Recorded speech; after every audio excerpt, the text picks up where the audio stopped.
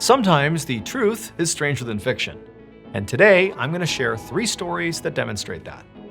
But before we get into those stories, if you're a fan of the strange, dark, and mysterious delivered in story format, then you've come to the right place because that's all we do, and we upload once a week. So if that's of interest to you, please offer to house sit for the like button. But while you're there, make sure you glue all their kitchen cabinets shut. Also, please subscribe to our channel and turn on all notifications so you don't miss any of our weekly uploads. Okay, let's get into today's stories.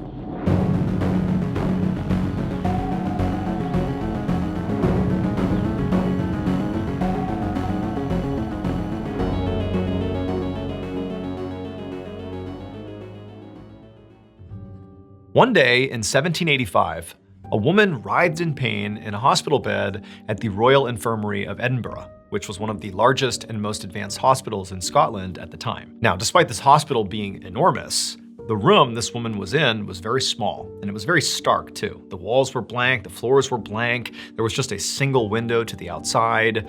In fact, the only furniture in this room was the metal bed that she was lying on. And this woman, as she was laying on this bed, she was gripping the bed frame and she was sweating profusely and she was shrieking in pain like her body was being ripped in half. And surrounding her on all sides were all these nurses sort of anxiously watching her to see what was going to happen next. This woman was in labor, and she'd been in labor for several hours, and so far, it was not going well. So giving birth in the 18th century looked a whole lot different than giving birth today, primarily because there really was very limited pain management tools at doctors' and nurses' disposal.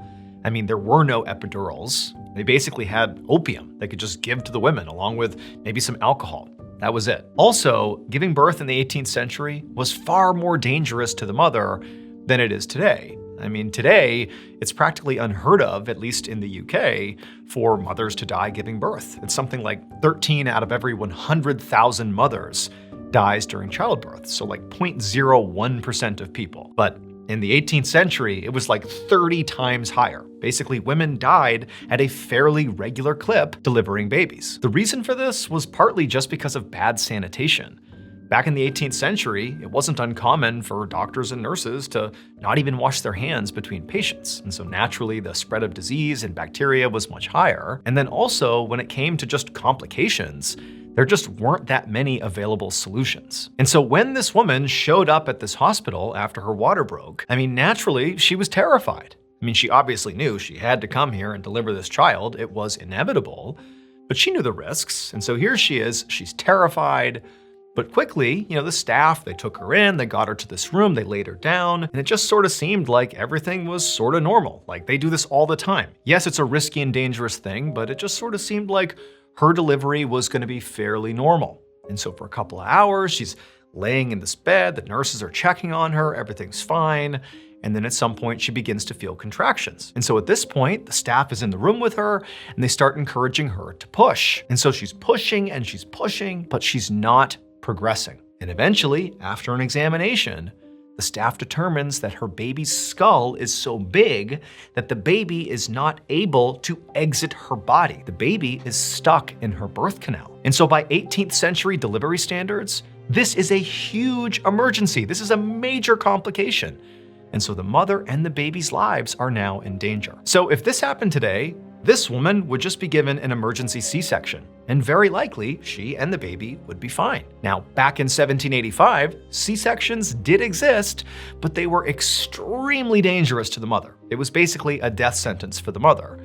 And so they were only used if there really was no other option, and basically the mother was gonna die anyways. And so naturally, the staff did not want to go to C-section at this point, and the mother laying there, certainly does not want to go to a C-section, and so she's screaming in agony, she's not progressing, it's like complete chaos in this room, and at some point, one of the nurses senses like, okay, we need to do something here, and so she left the room, and a couple of minutes later, she came back with this gray-haired surgeon, and he walks over and he surveys this mad scene of screaming and yelling, and there's bodily fluids everywhere. I mean, it's absolute madness.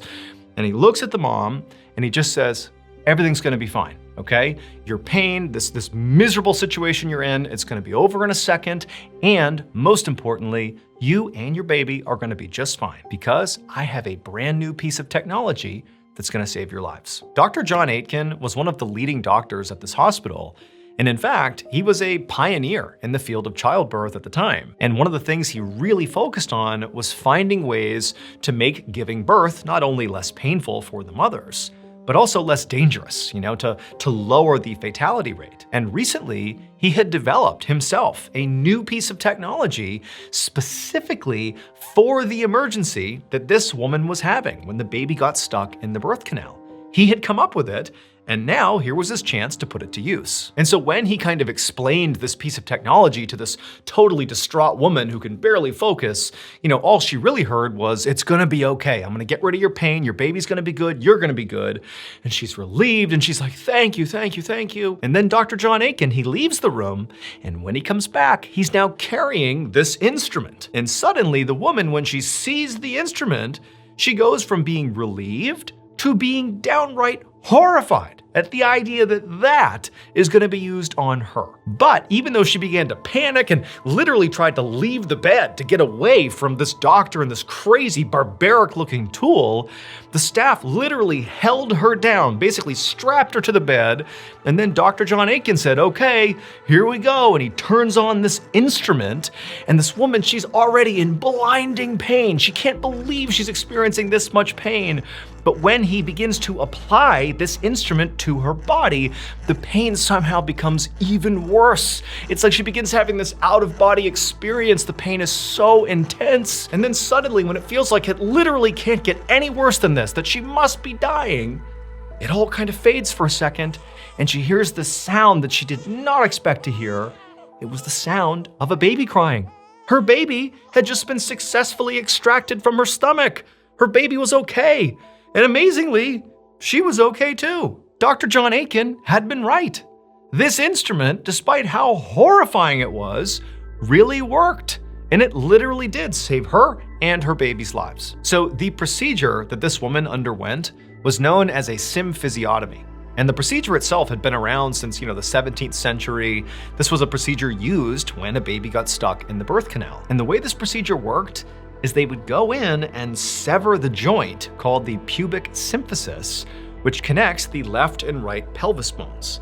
So imagine, right in the middle of your crotch, them going in there and cutting through this big, thick joint to basically open up your birth canal. I mean, this is a highly invasive and excruciatingly painful procedure. That is, until Dr. John Aitken invented this new piece of technology, the thing he just used on this woman to save her and her baby's lives. This piece of technology made the symphysiotomy basically more targeted and more efficient. So it's still totally invasive and painful and awful, but smaller incision, much faster, and a higher success rate. And so despite the fact that Aitken's invention sort of looked really barbaric, it caught on very quickly and sort of became the standard for how these symphysiotomies were done. They used this tool. And it would remain that way until about the turn of the 20th century, which is when C-sections became much safer, which meant the need for symphysiotomies decreased dramatically, which meant this tool was sort of no longer needed in hospitals. And so basically this tool sort of faded into obscurity until another group, completely unrelated to medicine, found a very specific use for this instrument. And that group were lumberjacks. They found that this tool, which had previously been used to cut open women's bodies and sever these large joints, was also really good at cutting down trees. The device that Dr. John Aitken invented for medicine was actually just a chainsaw.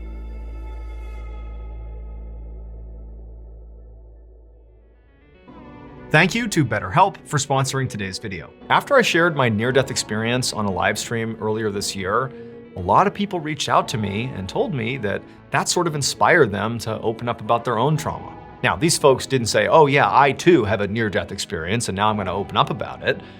No, it's like they saw I was being real, I was being vulnerable, and that vulnerability sort of created a connection. It was like we were having this shared moment of sort of understanding that, carrying something really heavy in silence can be extremely isolating. And keeping in that pain really only makes things worse, which is why I strongly advocate for speaking to someone who is trained to help, because they really can change your life. BetterHelp is a great therapy option and is a great starting point for people who are struggling. It's entirely online. All you have to do is fill out a quick survey, and then you're matched with a trained therapist in just days. And you can switch therapists at any time at no additional cost. So if this is of interest to you, use my link, betterhelp.com/MrBallen, to get 10% off your first month of therapy.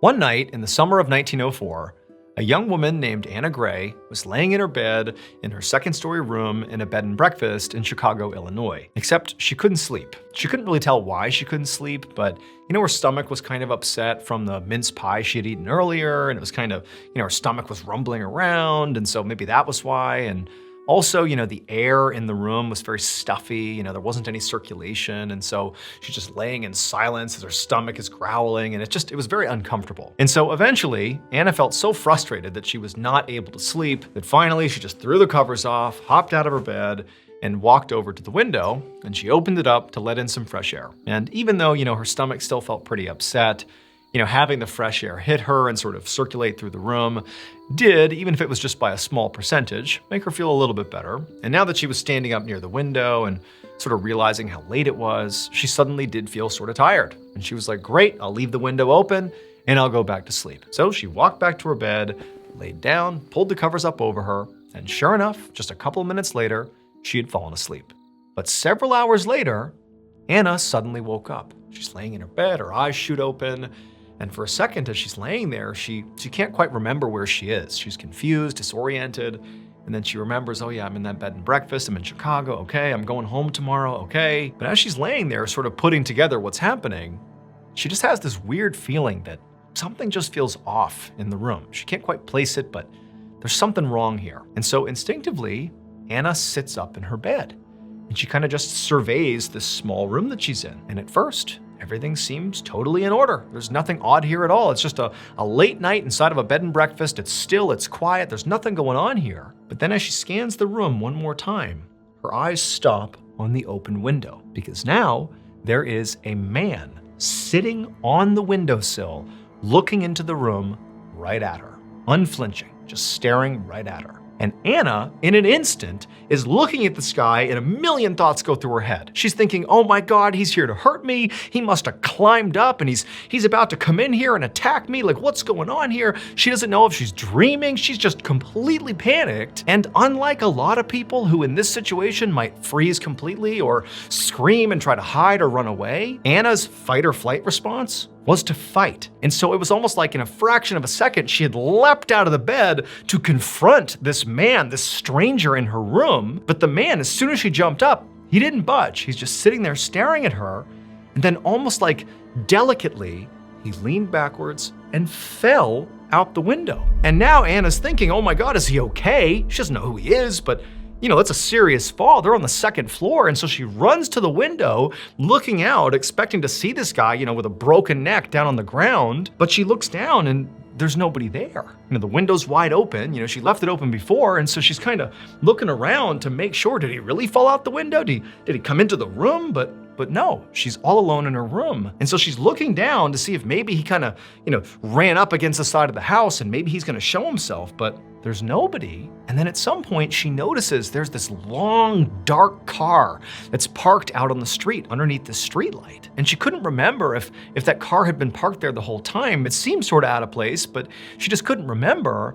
And so she's looking at this vehicle and she realizes there's somebody in the car. And as she's staring at the car, the driver begins to move. They sort of position their bodies down low and they look up at Anna. And Anna realizes it's the same guy who was just sitting in her windowsill and fell out the window a second ago. He's in this car. And so Anna, she's just frozen looking at this guy, wondering how could this be happening? Is this a nightmare? Is this real? She doesn't know. But as she's looking, this guy who's looking up at her, he extends his hand out the driver's side window and begins beckoning to Anna, telling her to come down and get in the car with him. And so Anna, she's seeing this and she's also realizing the car he is in is a hearse. And so she is just beyond terrified and instinctively she just jumps back, slams the window and sort of just pretends like this can't be happening, like this is not real. But then after a couple of seconds, she's thinking, I gotta make sure I know where this guy is, where he's gonna go next.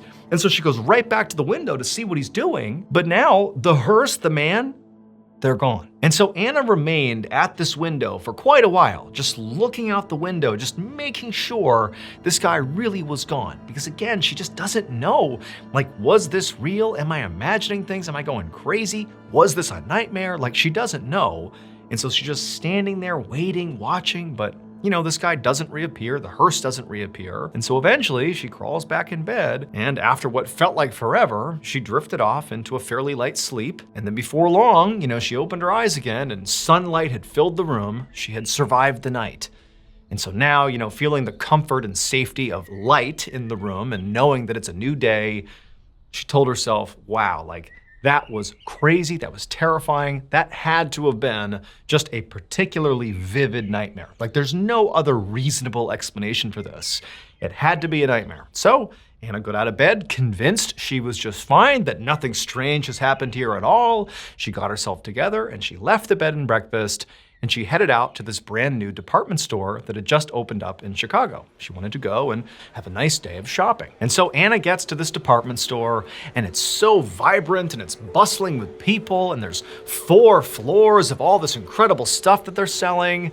And for the next several hours, Anna just has a great time walking all around, picking out things she likes, and just basically enjoying shopping. And then eventually, when she was up on the 4th floor, after she had purchased all the things she was gonna buy, she decided it was time to leave. Now, by this point, she had basically completely forgotten about whatever happened the night before. The sky, the hearse, all of it. It was completely out of her mind. She is back to normal. And so she makes her way over to the elevator to go down to the 1st floor. And so she hits the button, and she's waiting and waiting. And then eventually, she hears a noise, a dinging sound, and the doors open up. And there's loads of people on this elevator car. It is packed. And so, like most of us would do in this situation, Anna kind of waved them off and said, I'll take the next one. And she's expecting that, the doors will close and these folks will go down, and, when it comes back up, she'll get on, and that's that. This is like not a big deal at all. She's not even thinking about it. Just go ahead. But the doors don't close. And instead, as she's kind of, not really looking over in their direction, she hears this voice come out of the elevator car. And it's this kind of rude tone. It's a man's voice, and he calls out, "One more," like demanding that Anna get in there. Like, what are you doing? You're holding up the car. And Anna was kind of taken aback by whoever was kind of barking this order at her. And she turned around and she looked into the elevator car, and she couldn't really tell where the voice was coming from. But then eventually she noticed it was coming from the guy who operated the elevator car. The elevator was manual. There was somebody who literally moved the car up and down, and she kind of didn't see the guy's face at first, but eventually, when the guy kind of poked his head through and looked at her, confirming that, yeah, I'm talking to you, get in the car, she realized the elevator car operator was the man in the hearse that she had seen in her windowsill. It was the same guy. And so Anna is so horrified, she gasped out loud and just was like, no, I'm not going in there, no. And so all the folks that are in the elevator car, they do not know what's going on. And they're kind of looking around like, what's happening here? And the car operator continues to look out at Anna for a second. Then he just kind of scoffs at her like, fine. Then the doors close, and the elevator disappears. And for a moment, Anna's telling herself, like, what is going on? That can't be the same guy. It's just gonna be a coincidence, right? But as she's having these thoughts, these crazy thoughts, trying to rationalize something that's not rational, she suddenly heard this loud, metallic, crunching sound inside of the elevator shaft, followed by what was obviously people screaming. It would turn out that elevator car that she nearly got into, but didn't because of her fear of this guy that she was seeing again, the same guy from her bedroom the night before, that elevator car, as it began its descent, it malfunctioned and fell 4 stories, killing 2 people on board. Now, unfortunately, we don't really know much more about what ultimately happened with the elevator operator, if they ever confirmed without a doubt that, that guy is the same one Anna saw the night before, or if he even really was on the elevator car. Like, we don't know that. But what we do know is Anna did speak to reporters, and they did widely publish this story. And that is how we know about it.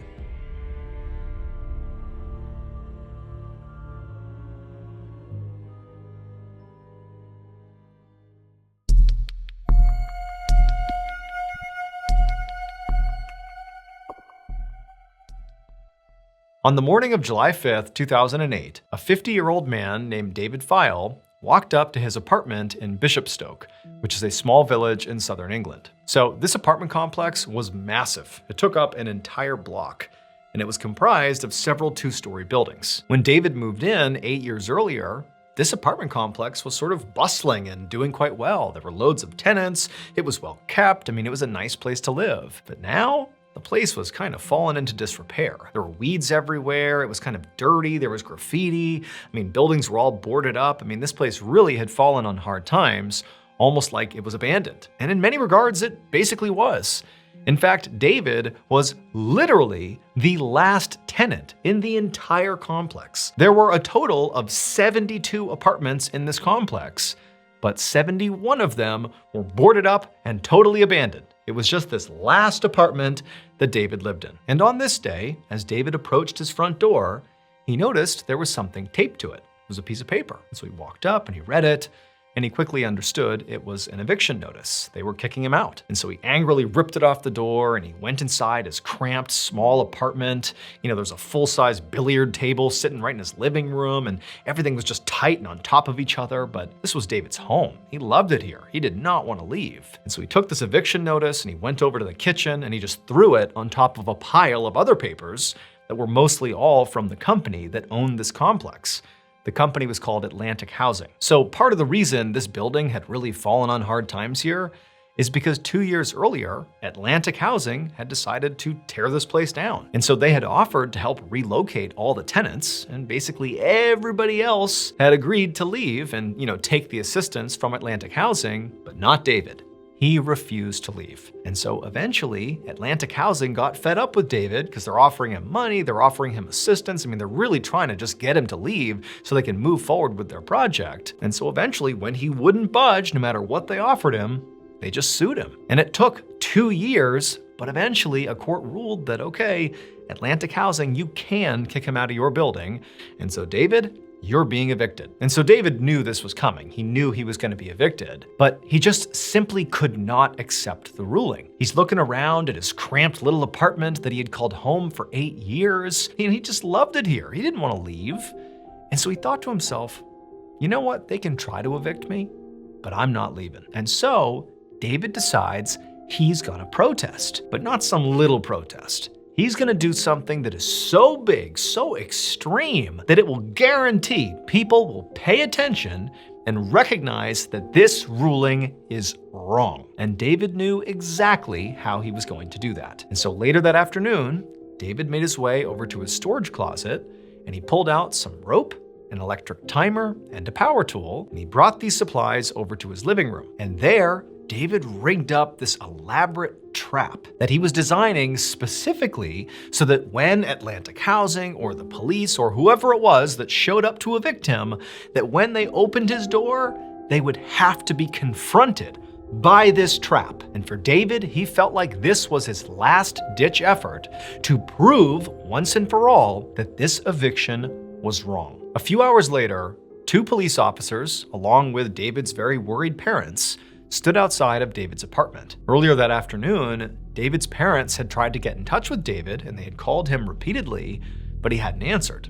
And so at some point they had driven over to his apartment and they had pounded on the door and tried to get his attention, but he hadn't come to the door.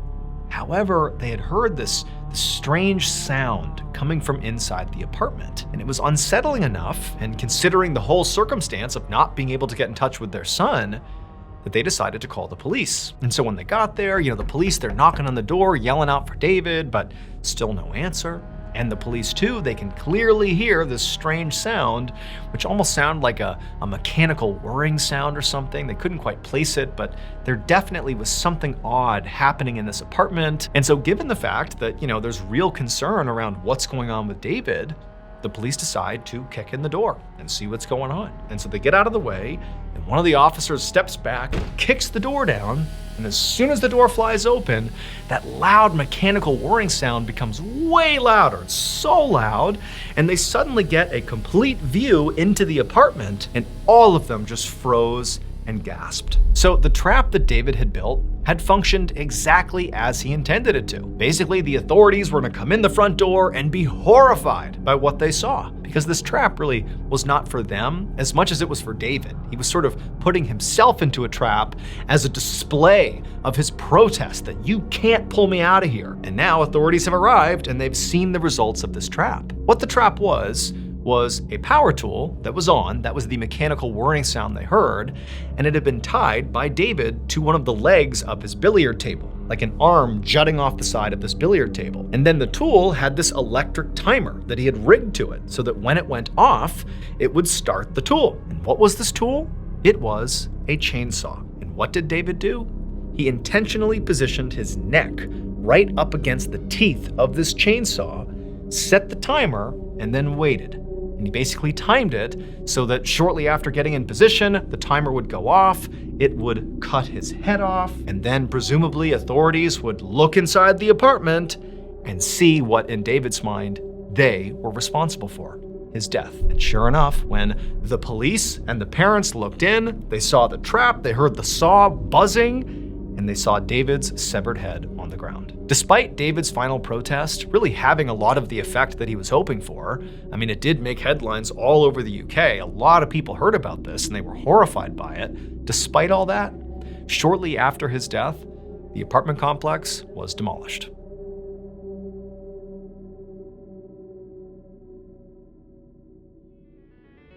Thank you so much for watching. Let me know what you thought of today's episode in the comments. And remember, we have hundreds of videos for you to binge right now. But if you're looking for a recommendation from me of that one video that's worth your time, well, it's this one right here. So give it a watch. All right, until next time, see ya.